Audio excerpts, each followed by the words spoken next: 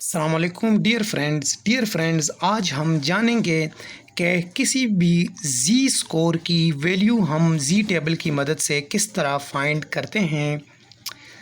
देखिए फ्रेंड्स, हमारे पास जी स्कोर एक तो प्लस में आएगा या तो माइनस में आएगा। अगर प्लस में आए तो उसके लिए जी टेबल हमारे पास ये है, उसमें सारी माइनस की वैल्यूज़ हैं। जैसा कि मैं आपको बताता चलूँ, जैसा कि हम जानते हैं कि बेल शेप डिस्ट्रीब्यूशन या नॉर्मल डिस्ट्रीब्यूशन भी हम उसको कहते हैं, उसमें जो मीन होता है वो बिल्कुल सेंटर में होता है। और हम जानते हैं कि जी स्कोर 1 और -1 के दरमियान जो डेटा लाई करता है वो 68% होता है, और जी स्कोर 2 और -2 के दरमियान जो डेटा लाई करता है वो 95% ऑफ द होल डेटा, और 3 और जी स्कोर -3 के दरमियान जो डेटा लाई करता है वो होता है 100% डेटा। तो जी स्कोर में भी 3 तक वैल्यूज़ है, जो कि माइनस में भी है और प्लस में भी है। एक हमारे पास है ये माइनस वाला टेबल है, और एक हमारे पास ये है प्लस वाला टेबल है। तो हम जीस को देखिए, ये तो हमें पता चला, सादा अल्फाज है कि अगर 1 आ जाए वो तो जी टेबल की हमें ज़रूरत भी नहीं है, वो तो हम देख सकते हैं, वो वहाँ पे लिख सकते हैं कि जी स्कोर 1 और -1 के दरमियान 68% डेटा आ गया, वो हमें पता चल गया। अभी अगर ऐसा सिचुएशन पैदा हुआ कि हमें एक नंबर दिया गया, for example any number, let's assume, ये मैं अपनी तरफ से, फॉर एग्ज़ाम्पल मीन भी हमें दिया गया, स्टैंडर्ड डिविएशन भी हमें दिया गया, और हमें दिया गया एक नंबर। फॉर एग्ज़ाम्पल मैं यहाँ एक एग्ज़ाम्पल, लेट्स एज्यूम एक एग्ज़ाम्पल लेते हैं कि मीन हमें दिया गया 100 और स्टैंडर्ड डिविएशन हमें दिया गया 25, और हमें एक नंबर दिया गया 78, और हमें इसकी प्रोबेबिलिटी या इसकी वैल्यू हमसे मांगती है कि इसकी क्या वैल्यू है जी स्कोर की, जी स्कोर इसका क्या है और फिर उसकी वैल्यू क्या है। तो हम किस तरह फाइंड करेंगे फ्रेंड्स? जैसा कि हमें फ़ॉर्मूले का पता है, x माइनस एक्स बार, ये एक्स बार हम यूज़ करते हैं सैम्पल के लिए, अगर पॉपुलेशन हो तो म्यू यूज़ करेंगे, और डिवाइडेड बाय स्टैंडर्ड डेविएशन, अगर सैम्पल हो तो उसके लिए हम small S standard deviation use करेंगे, अगर पॉपुलेशन हो तो उसके लिए हम फिर सिग्मा यूज़ करेंगे। तो फ्रेंड्स, फार्मूले में वैल्यूज़ पुट करते हैं। x हमारे पास 78 है, तो 78 माइनस 100 डिवाइडेड बाय 25। सो इसको अगर हम सॉल्व करें तो 78 माइनस 100 डिवाइडेड बाय 25, जो कि स्टैंडर्ड डेविएशन है, तो -0.88, -0.88। ये हमें पता होना चाहिए कि जो माइनस में आए वो मीन से लेफ़्ट साइड पे आएंगे, जो पॉजिटिव वैल्यूज़ आएंगी वो मीन से इसी साइड पे, क्योंकि मीन बिल्कुल सेंटर में होता है। मीन से 50% ऑफ द होल डेटा इसी साइड पे लाई करता है, और 50% डेटा इसी साइड पे लाई करता है। तो अगर सिचुएशन इस तरह पैदा हो जाए कि 0.88, और हमें एक और भी क्वेश्चन करते हैं कि हमें दिया जाए कि मीन, फॉर एग्ज़ाम्पल यही मीन है, सब कुछ यही है, और नंबर दिया जाए, ये मीन से ज़्यादा नंबर दिया जाए, फॉर एग्ज़ाम्पल 135 दिया जाए कि इसकी अभी जी स्कोर फाइंड करें। तो इसको फार्मूले में पुट करते हैं, x minus x bar divided by standard deviation, और तो 135 minus 100 divided by standard deviation, जो कि हमें गिवन है 25। इसको हम करते हैं 135 minus 100 divided by 25, it's 1.4 Z score, 1.4 Z score. अभी अगर सिचुएशन इस तरह दिया जाए कि नॉर्मल डिस्ट्रीब्यूशन है डेटा, और अभी 1 की बजाय एक साइड पे हमें आया 1.4, जी स्कोर 1.4 आया, और दूसरी साइड पे आया -0.88। तो इनके दरमियान वो हमसे मांगते हैं कि कितना डेटा लाई करता है, तो वो तो हमें पता नहीं है, तो वो हम फाइंड करेंगे जी टेबल की मदद से। जी टेबल में माइनस वाली वैल्यूज़ माइनस वाले टेबल में देखेंगे और पॉजिटिव वाली वैल्यूज़ पॉजिटिव टेबल में देखेंगे। ये जी टेबल बिल्कुल ऑल ओवर द वर्ल्ड एक ही जी टेबल है, ये कंट्री टू कंट्री या स्टेट टू स्टेट डिफरेंट लाई नहीं करता, बिल्कुल एक ही है। तो डियर फ्रेंड्स, अभी तो हम ये वैल्यूज़ फाइंड करेंगे, लेकिन हमें ये पता ज़रूर होना चाहिए कि हम जी टेबल में जी स्कोर की वैल्यूज़ किस तरह फाइंड करते हैं। देखिए फ्रेंड्स, हमारे पास दोनों साइड पे 3 वैल्यूज़ आई हैं, यहाँ पे भी 3 है, यहाँ पे इसके बाद अगर कुछ नहीं है तो इसका मतलब है कि इसके बाद ज़ीरो है, तो 3 वैल्यूज़ बन गए ना। एक्चुअली तो है कुछ है ही नहीं, लेकिन ज़ीरो है। तो किस तरह फाइंड करेंगे, मैं आपको सबसे पहले जी टेबल पे समझा दूँ। जी टेबल में ये जो जी लिखा है, यहीं पे इस पॉइंट से इसी साइड पे अगर कुछ नहीं है तो इसका मतलब ये है कि यहाँ पे ज़ीरो है, ज़ीरो हम कंसीडर करते हैं। तो यहाँ पे 2 वैल्यूज़ जो भी हमारी डेटा की वैल्यूज़ आती हैं, तो पहले 2 नंबर उसके यहाँ पे लिखे होते हैं, और उसके बाद इस कॉलम्स में हम देखते हैं। पहले हम रो में इस कॉलम में चेक करेंगे, फिर हम यहाँ पे इस कॉलम में चेक करेंगे, इस कॉलम में आएंगे कि हमारी 2 पहली वैल्यूज़ जो भी हो, जिस तरह मैं आपको ये 1.4 है हमारा, इसकी अभी हम जी वैल्यू किस तरह फाइंड करेंगे 1.4 की।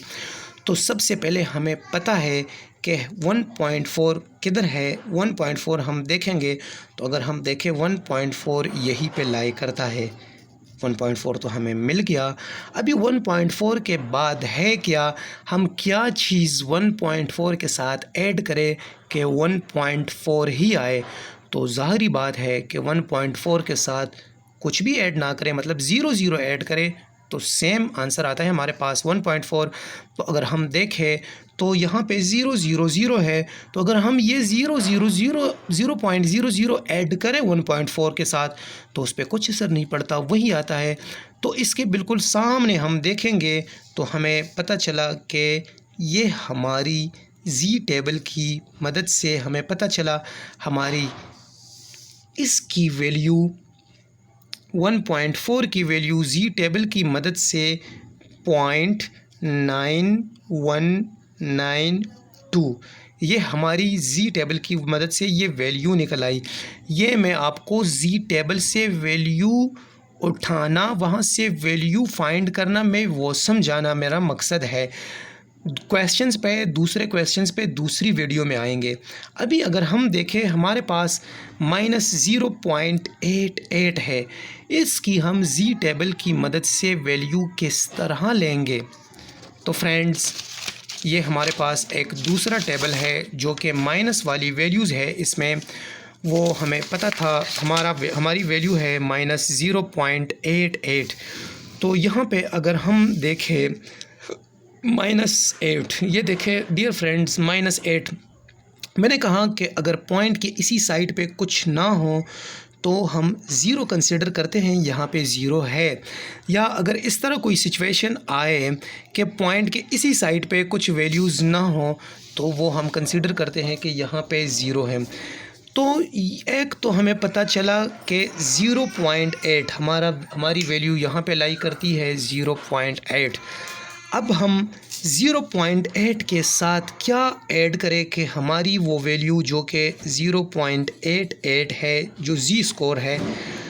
तो अभी 0.8 जो ये 2 पहली वैल्यूज़ हैं, जैसा कि मैंने कहा था कि हमारी डेटा जी स्कोर की पहली 2 वैल्यूज़ यहाँ इसी लाइन पे लाई करती हैं जहाँ पे जी लिखा है, जहाँ पे पॉजिटिव टेबल में जी लिखा है, जहाँ पे नेगेटिव टेबल में जी लिखा है। लेकिन नेगेटिव वाली वैल्यूज़ हम नेगेटिव वाले टेबल में देखेंगे और पॉजिटिव वाली वैल्यूज़ हम पॉजिटिव वाले टेबल में देखेंगे। तो 0.8 तो हमें ये मिल गया कि यहाँ पे 0.8 है, लेकिन इसके साथ क्या ऐड करें मेरे भाइयों? 0.8 के साथ 0.08 ऐड करें तो हमारे पास 0.88 ही बनता है ना। ये देखें, मैं बता दूँ, 0.8 प्लस 0.08 0.88 ही बन गया।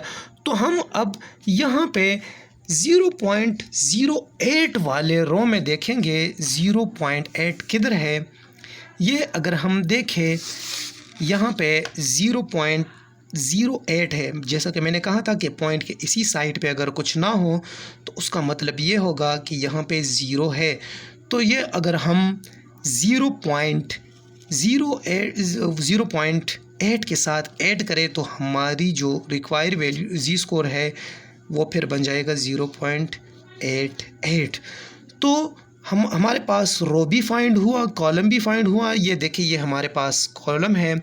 इस कॉलम में हम आएंगे और देखेंगे, और यहाँ पे इस रो में हम देखेंगे जिस सेल पे ये मीट करेगी वो वही हमारी 0.88 की वैल्यू होगी।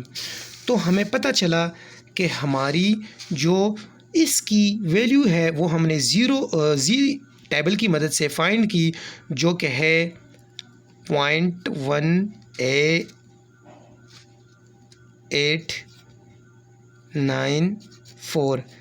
ये हमारी वैल्यू, ये जी टेबल की मदद से वैल्यू फाइंड करनी थी। अभी मैं आपको एक और लॉजिक बता दूं कि यहाँ पे कितना डेटा लाई करेगा, ये भी जानना ज़रूरी है।